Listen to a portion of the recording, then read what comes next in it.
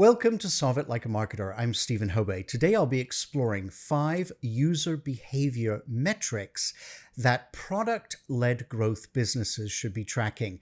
If you like this video, please subscribe and hit that bell so that you get notified of new episodes every week. Don't go away. So, what do pirates say? Arrgh.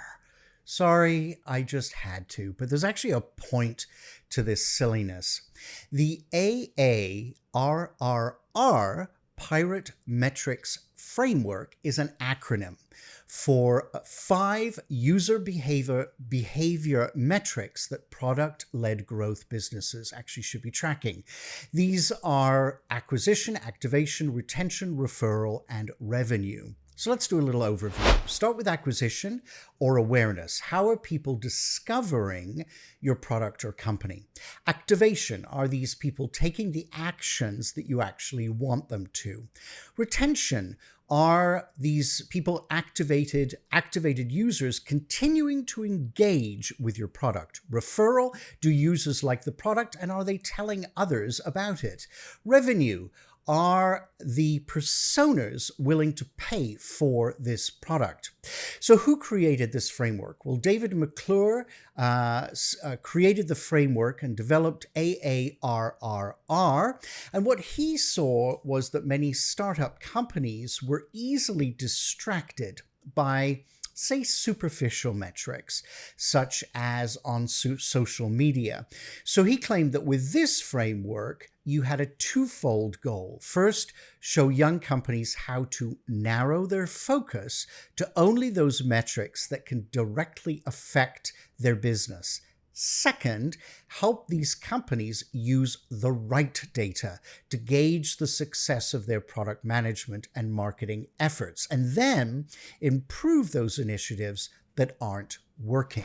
So how does the AARR framework work? Well, step 1, you identify the pirate metrics. So McClure shows that your first step is to identify, he calls, conversion metrics. So for each of these 5 user behaviors, you do this. So here are a few examples. So we had, again, first acquisition metrics.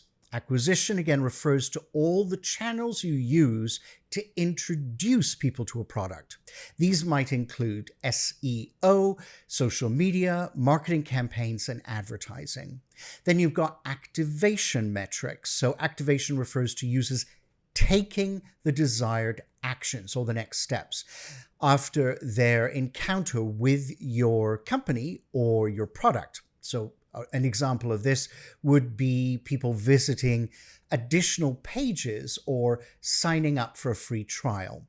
Retention metrics. After you've activated new users by persuading them to take action, you'll want to monitor how many of these users are continuing to show interest in your product.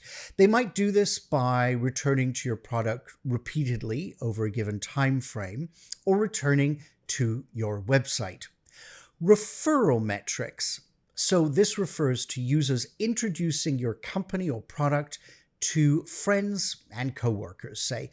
These are some of the most difficult metrics to track because people are using all sorts of methodologies to tell other people.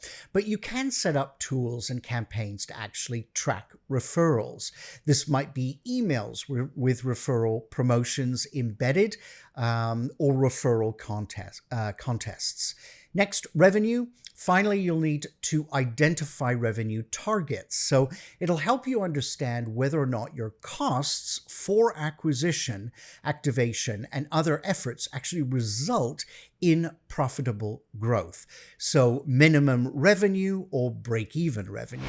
Step 2, set up processes to track and analyze these metrics. So implement tools and methods for collecting and analyzing data. Step 3, run tests for all of the stages of user behavior to identify better approaches. Now, McClure recommends, say, running lots of A/B tests to find out places where you can improve user engagement at each stage of the framework. And step 4, use these metrics to improve your initiatives. So as you learn what is and isn't working, you can start to look for ways to adjust your product management and marketing initiatives accordingly. Now, I think what's interesting is the AARRR framework is not used too often by marketers, but I actually think it's quite useful at times. I typically believe that these types of frameworks can be used in conjunction with each other. So one session you might tackle this one and then say do another session using the SWOT analysis. It's all about getting your team to think outside the box. But you know what? I'm interested to hear your thoughts. Maybe you're running a business and thinking about your competitors, your product, or looking to expand. Or maybe you're working on a project that focuses on the analysis of a type of industry. So please leave your comments below. If you'd like to see more videos like this, hit that subscribe button and please share so that others can enjoy my videos. You can also buy me a coffee for those long nights researching and writing the episodes.